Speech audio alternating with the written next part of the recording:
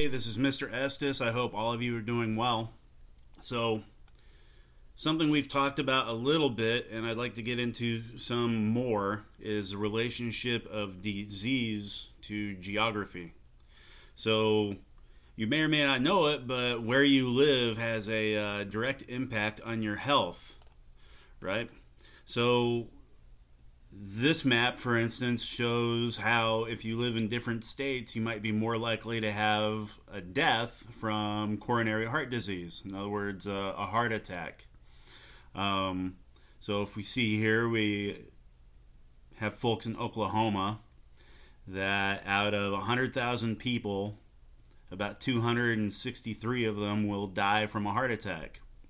If we look at Texas, the number is more in the range of about 200 to 215. Now, what does all this mean? Well, if we drill down into it, we can look at areas in Texas, and we can look at per 100,000 people those similar numbers. Well, what do we got? We've got in the Houston area and the San Antonio area, there's a very low chance, relatively, of dying of a heart attack compared to this rural area in between the two cities. It goes up significantly. Now, why do we think this is? Well, for one thing, urban life tends to lead to more exercise, being less sedentary, because people are on trails and people have to walk downtown, that kind of thing. But your primary reason, if you look at it, is both Houston and San Antonio have massive medical centers. So you're closer to care as opposed to being out here. So if you're out here in the middle between San Antonio and Houston and you have to take an ambulance ride to Houston or San Antonio to get your heart attack treated, you're more likely to die on the way than if you're right next to a medical center. I hope that makes sense. So, what does all this mean? Well, if we look back in the day, people were separated by geography in very stark ways. So, you would have to cross a sea or an ocean to go from one continent to another.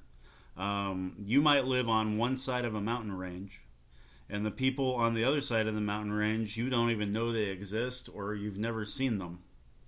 Or maybe you've just heard about them in legend, okay?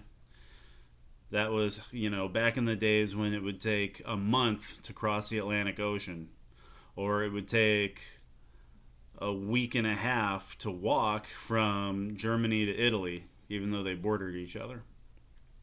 So when disease would spread, maybe you would get some kind of smallpox in Europe or, in Africa, and the disease would spread, but it would spread slowly. Not only would it spread slowly, but maybe the area it spread into, the disease was already endemic to that area. So the people had encountered it before, and it wouldn't be that big of a deal, right? But let's say you had smallpox in all of Europe, Africa, and Asia, and then we have an explorer who travels to the New World. Well, very quickly, a disease that the people on that continent hadn't encountered before becomes a very, very big deal, okay, and very rapidly. So that's exactly what happened to Native Americans. And that's why so many of them died from smallpox. Something like 9 out of 10 is what they believe. So how about the modern world? What kind of conditions do we see now? And you might have been confused when I had you play that app, the BioWar game. What are we driving at? What are we trying to learn here? Well, if we look at our map of the world here, now you can be on an airplane or a boat, and you can cross anywhere in the world in 24 hours. Jets fly at 600 miles an hour, and you can be in New York one day, and you can be in Beijing 16 hours later, right?